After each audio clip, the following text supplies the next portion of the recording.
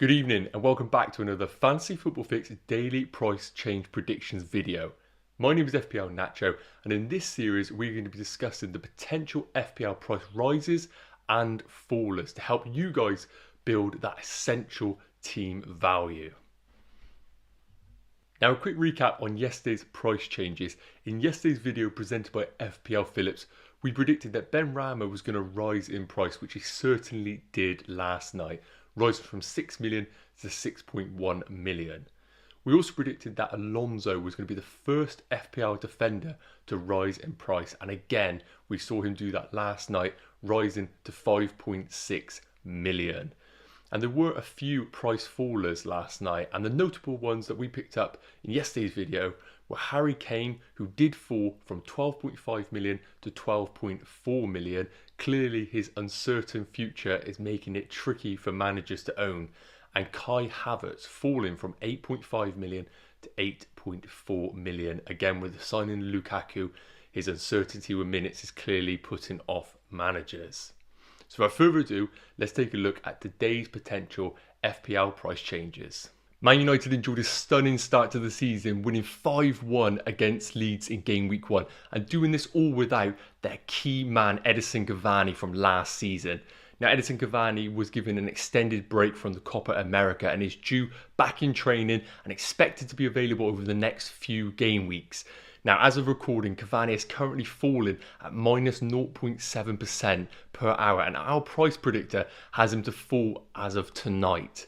Now, when we look at the top transfer combinations, it is Antonio that managers are moving towards after his excellent game week 1 performance. And no wonder, as Antonio is ranked second best over the next 4 fixtures for forwards 8.5 million and under. With Cavani predicted to fall in price tonight at 8.5 million down to 8.4 million, I think the real question is whether Greenwood is the real solution to this problem. Now going forward, it is looking likely that they're going to share minutes between the two of them. And at 7.5 million as a midfielder with an additional point for goals, the question is Greenwood the better alternative? Nonetheless, going forward throughout the season, if Cavani continues to fall, we think that he could be an excellent FPL gem going forward. Now another potential FPL price faller is going to be Arsenal's Saka, who was briefly involved in that terrible 2-0 defeat against Brentford, picking up only 1 FPL point. Now currently at a minus 104% progress bar and 18,000 transfers out in the last 24 hours, it's clear that owners have given up on him already after that game week 1 display. Now it's tough to measure Saka based off only 30 minutes being on the pitch, and it's worth noting that his benching wasn't necessarily due to rotation but more fitness after, of course, the Euro excursions. Now at 6.5 million we can compare him to similar assets such as Ben Rama, Sarr and Rafinha.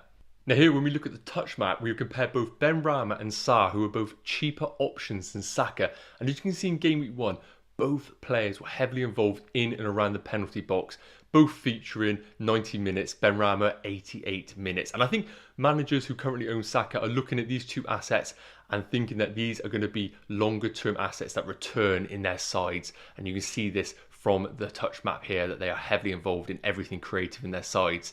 And I touched on Rafinha previously. When we look at the projected points over the next 4 fixtures, we have currently Rafinha topping the charts at 17.1 for midfielders at 6.5 million and below, and Sarr coming in just below at 16.4 returns over this period. And that's the big thing right now for managers. I think there are better returns elsewhere outside of Saka. And when we look at Saka as a potential long-term option, it's the short-term where he really does come up.